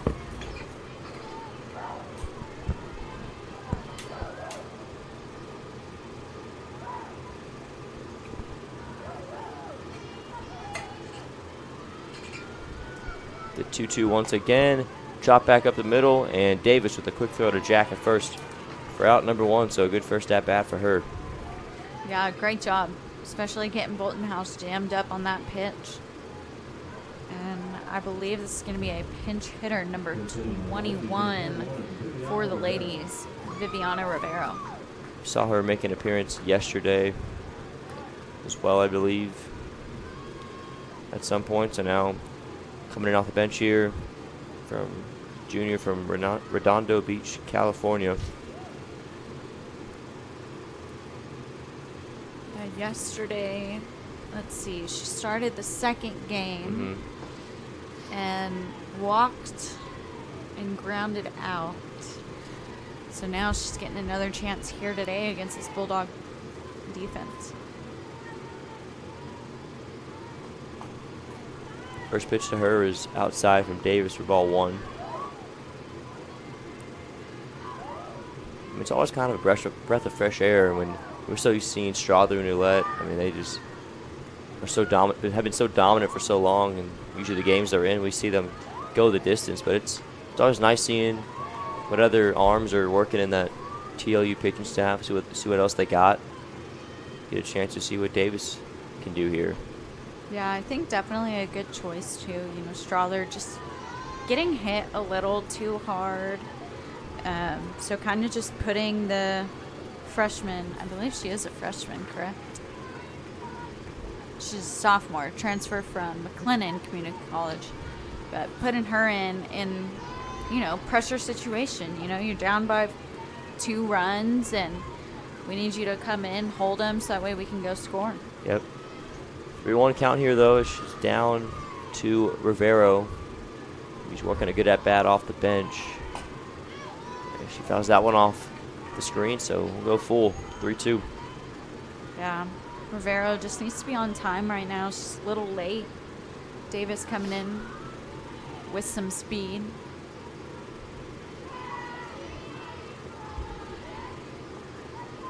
Payoff pitch incoming from the sophomore Davis, and low for ball 4, so a very productive walk off the bench for Rivero.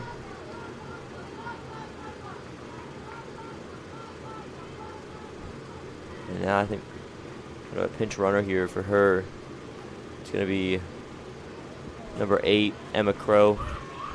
Yep, returning back to her position there. But a good job by Rivero just being a base runner, because, you know, even though they're up by 2, you just can never get too comfortable. You know, you just want to keep adding and adding.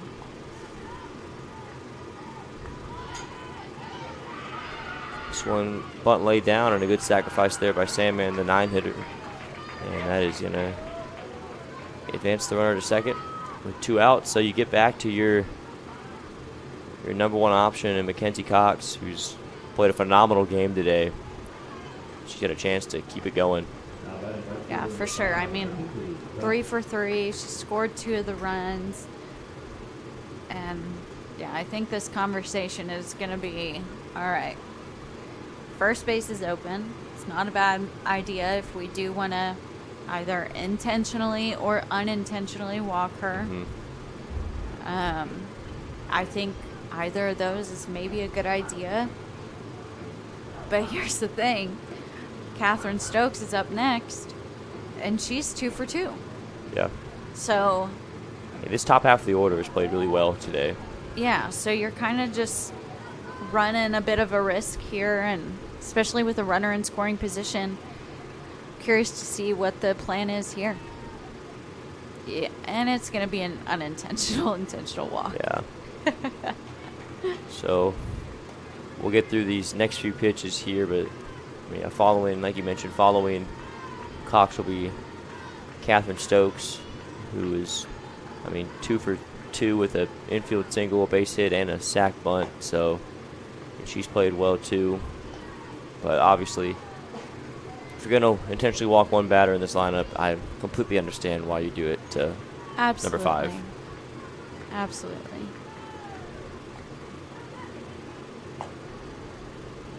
And the best thing for Cox right now is just let the walk happen. Don't, try and be the savior and get a base hit. Never ends well.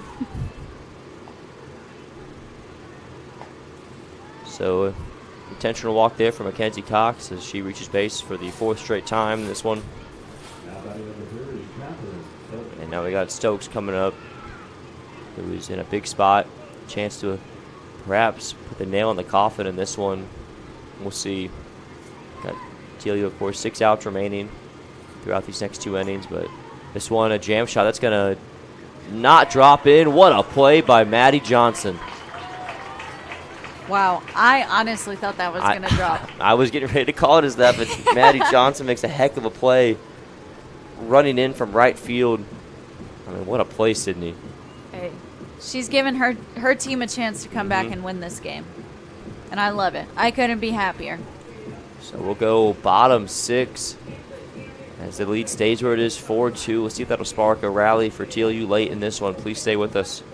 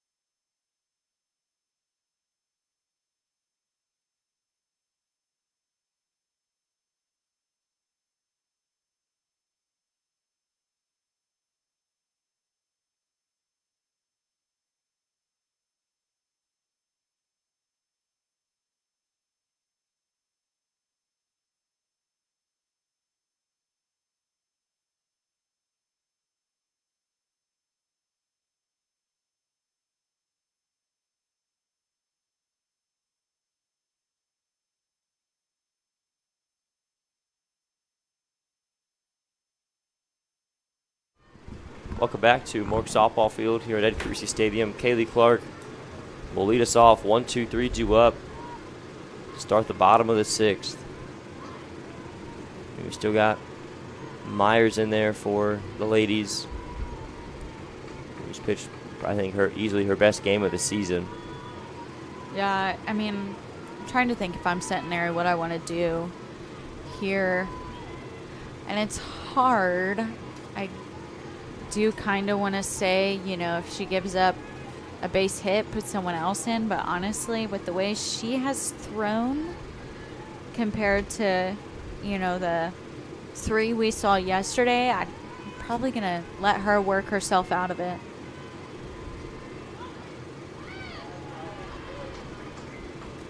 One goes high to Clark. Ball 3, so good looking start right now for the Bulldog bats with Clark ahead 3-0. Yeah, and this is really not what you want right now if you're a lady right now. Don't want to walk Clark. I mean, we saw it yesterday. She scored a run all by herself. Yep. So she gets on the base pass here. 4-pitch walk drawn by the All-American. She's on base for the 3rd time today. Came across the score, but of course, Bulldogs will need her to here in order to start this late comeback, as now I think we might have a pitching change for the ladies. I believe this is Abigail Hodson. Yes. Sophomore from Florence, Texas. So we'll take a quick break to let her warm up as we come into the final stages of this one. Please stay with us.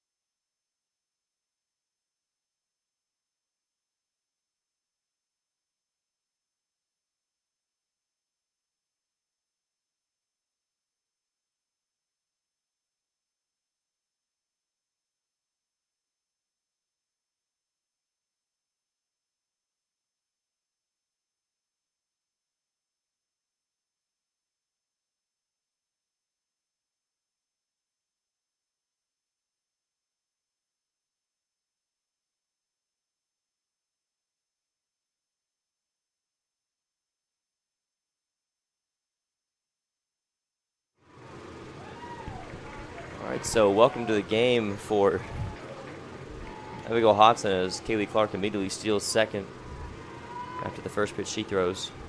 Yeah, Thrasher with some hesitation behind the plate, too, on the throw.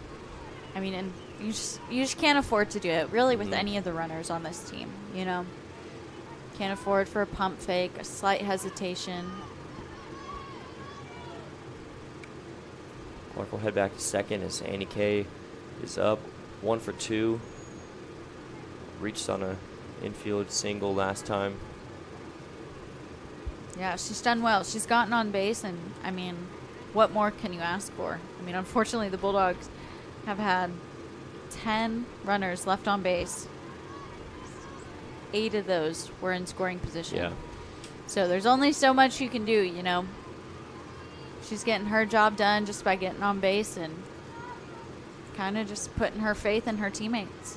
Look at Hodson's numbers, 4.20 ERA, 0 for 2 on the season, making her 7th appearance all out of the bullpen this year. We saw her do some hitting yesterday in Game 1 and now gets called upon to pitch here. A lot of versatile players on this ladies roster. And her and Shepard do a good job at the plate and in the circle.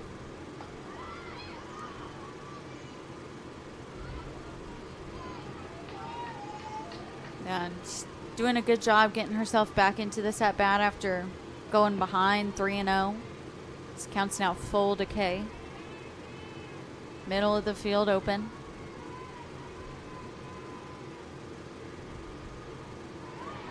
As Annie Kay will draw the walk and Clark will steal third in the process. Yeah, I mean, it's just not what you can do when you're coming in. Can't give up a walk there. Not when you need an out, because now they're leaving it in the hands of the Bulldogs to do something, you know, special, crazy. I don't know, however you want to describe it.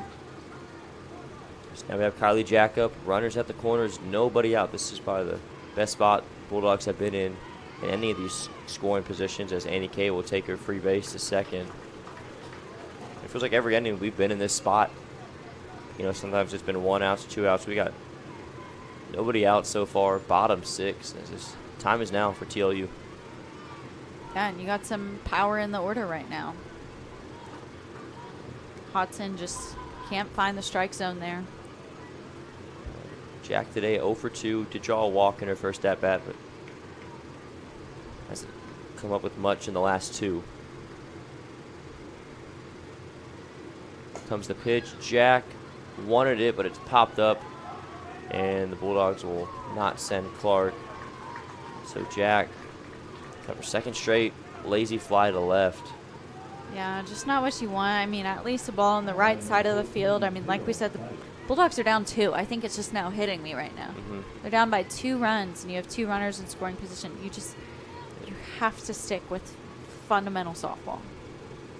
And, you know, with the runners positioned the way they are, I mean, now it's up to the batter. There's not much else Coach Wilson can call for. Yeah.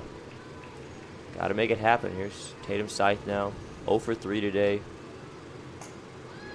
And another pop-up. Is it going to get down? It will. Oh, a drop. That is huge for TLU, as that was about to be a second straight kind of weak pop fly.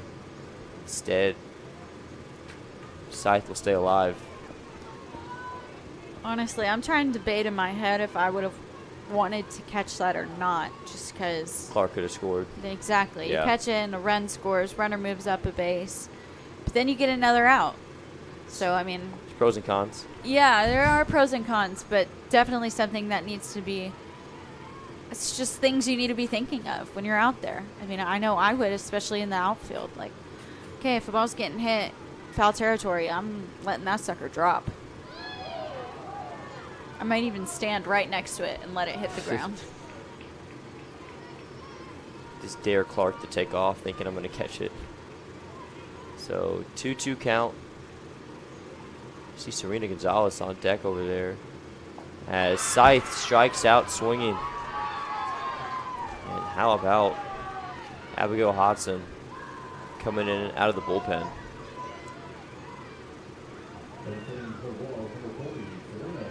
So we got Serena Gonzalez pinch hitting here for Mia Landry. Seen her come up big a lot recently. Yeah, I think she's done a really good job at pinch hitting. Yeah. You know, we've seen her, you know, like yesterday she got the start as a DP in the second game and just didn't do well, you know. But the game before she had a great bases clearing double. So, you know, I think for her it's finding what's the difference in those two mindsets, you know. Like, why am I doing good in this scenario but not this one? So I think for me, if I'm her, I'm coming into this and I'm being like, hey, I've been here. I've done it. You know, I've been in this pressure before and it's gone well. So here's Gonzalez. Runners at second and third still. Since there were no outs on the inning, now we got two with Serena Gonzalez off the bench, and she looks at ball one. Yeah, great take as well. That pitch off the plate by a good bit. I know Thrasher really pulling for it, but from this angle up here, it's a bit off the plate. But a good take for Gonzalez. Gonzalez, 5/8 softball from Corpus, and that's going to be grounded through and going to bring home both runs. Uh-oh. And Gonzalez gets into second on top of it. Serena Gonzalez comes up again. I got goosebumps, Easton. I mean, I don't know. I don't have any words. And unfortunately, I'm too much of an emotional person, so I might cry. Big time moment right there. Clark and Kay both score. Gonzalez, I mean, it seems like every time they call upon her, she has delivered. And that's just all you can ask for. You come in, do your job when your team needs you the most. And Riley Futrell is going to run for her over at second. So Futrell at second with 2 outs and Hillis up to bat. So, yeah, Hillis, and she's been hitting well. His last 2 at-bats, a couple of base hits in the last 2 appearances. She's done super well. Mm-hmm. I think she's really seeing the ball well. I don't know. She's got that dog in her. I think that's the best way I can describe it right now. Hillis 2 for 3. Got Futrell at second after Gonzalez with the biggest hit maybe of the season so far. I mean, that's a huge moment right there. I mean, that's back-to-back days where she has just had hits that are, I mean, the biggest hits. Yesterday we said it was the biggest hit. Today it's the biggest hit. Every game gets more and more important as we get closer to the conference tournament. So we got a Centenary lady warming up in the bullpen right now. It's number 11, Alexis Roach, who we saw pitch a really good game 1 yesterday. Yeah, and I think not a bad idea either. Hodson just not really finding the zone too well, and then, you know, when she is finding it in there, just Bulldogs are just all over it. This one popped up, and it's going to land foul. So count goes full.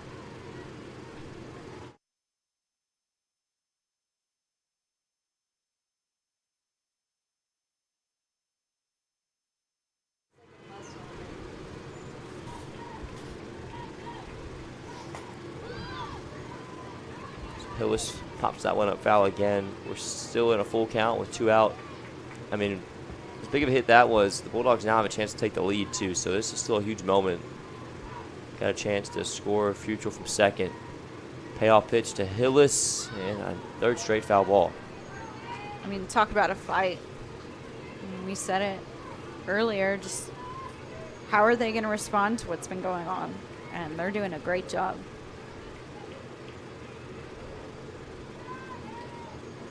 This one by Hillis, launched out to left, and falling down in left field is Sandman. That's going to score 1. Hillis is going to stop at third. Showing off the power. We haven't seen that in a while, but she is more than capable, and she's been swinging a hot bat today. And that's going to score the leading run. The Bulldogs have the lead for the first time in this one. Yeah. I mean, I said it when she got that single to the, and she just hit it really hard. That wasn't very descriptive, but I mean, I thank you Yeah. for playing along. But I mean, that one, I haven't seen her hit like one like that in a while, and I know she can. I know you haven't seen it at all, but I've been to practices with her. I've seen what her BP looks like, so it's fun. It's exciting to see that translate. So now Maddie Johnson up, trying to keep this rally going. The Bulldogs have kind of saved this run for the perfect time here in the 6th, as they can now a chance to close it out in the top of the 7th. Feels like they've kind of stolen this game here in this 6th inning. Yeah, and Johnson, I mean, she has really killed it this game. She's done a great job. She's been fun to watch out there. Pitch goes high to Johnson. Hillis so close to home over there at third. Maddie Johnson already has 1 RBI today. Could make it 2.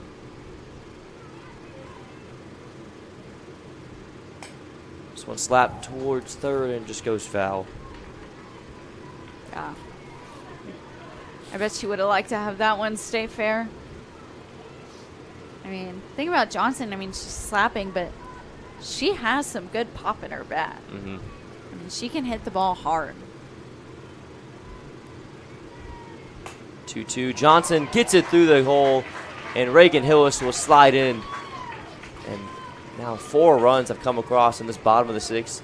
Bulldogs were down 2 to start the inning. Now they're up 2. And he's making so many subs that I am literally running out of space on my paper. As number 19, Courtney Bellinger, comes in to pinch hit for Bella Rodriguez. So Courtney get the start back in game 1. Does some hitting for the Bulldogs. Does some pitching. Just a freshman too.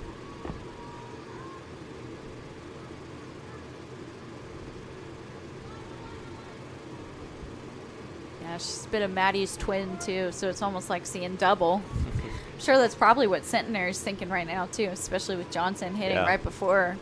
Probably like, wait, was she not just hitting? We can now confirm they're not the same person because they're on the field at the same time right now. Yeah. One's at first, one's at the plate. No worries, no magic going on here. No sorcery. I mean, they both have a tattoo on the left arm too. I know, and it just adds to it. This one lined into center. Pretty good swing from Bellinger, but right at the center fielder Stout. So a very exciting bottom of the 6th as the TLU Bulldogs get 4 runs to come across, and they take control of this game. And now a chance for Ainsley Davis to close things out in the top of the 7th. Please stay with us.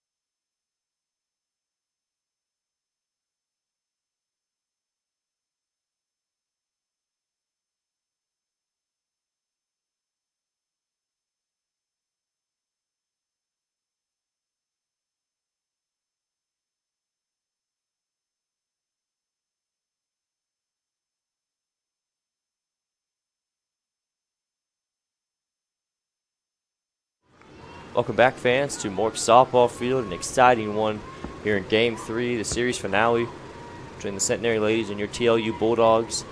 A phenomenal bottom of the 6th. If you're just joining us, 6-4 TLU. They were down 2 moments ago. Now they're up 2 and have the lead for the first time today. And now Ainsley Davis with the chance to close it out, Sydney.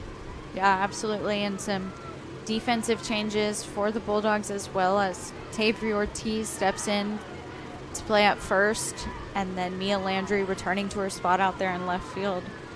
And we are seeing Bella Dominguez, who is 0 for 2 today.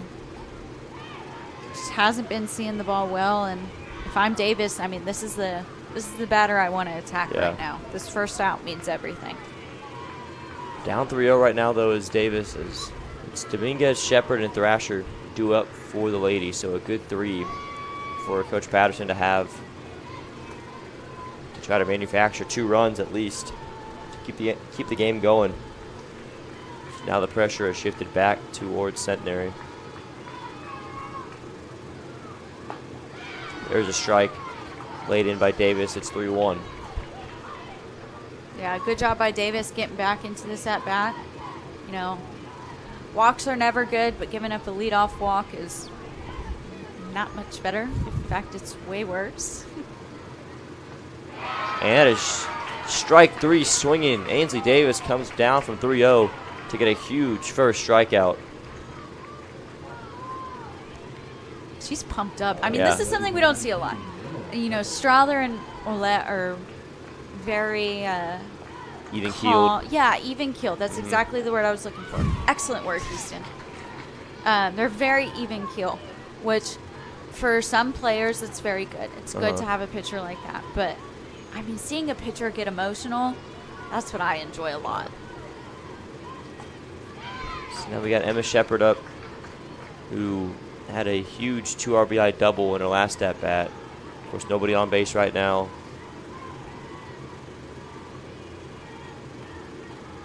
Down 0-2 here, as Davis has thrown 5 straight strikes, essentially. It will not be the 6th as it goes outside for ball 1.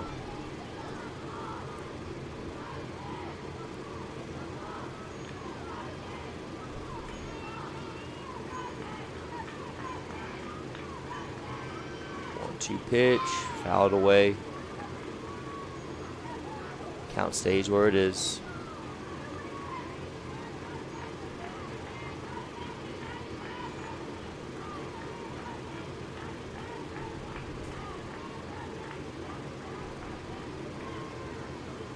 And a check swing. I think she swung through it. They'll have to throw down. That's Vanette. And there are 2 down. Wow, Vanette snuck back in there, too. I didn't even notice her back in there. I just saw the lefty throw. That's what gave it away. I was like, wait, what? That's huge. 2 big strikeouts right there. So now we're going to see number 10, Jaden Thrasher. She's had herself a day, 2 for 3. Just been a wall behind the plate. Thrasher's played excellent this series, and it's up to her now to keep the upset hopes alive. As Centenary is in full control for most of this game until this last half inning where the Bulldogs just found a way, and now they're getting a great pitcher performance from Ainsley Davis out of the bullpen as well.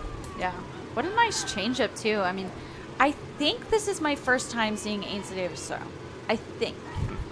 I could be wrong, but I'm not sure. But I just really like the way she throws. She's very vocal pitcher. You know, the changeup she threw, I mean, it looks like she throws hard, and her changeup just off speed enough to throw a hitter off. So that's really key. 1-2 pitch from Davis, popped up right back to her, and that's going to do it. TLU Bulldogs, trailing for the majority of this game, are able to pull off the sweep in the brand new unis as they take the series and get the sweep over the Centenary ladies 6-4.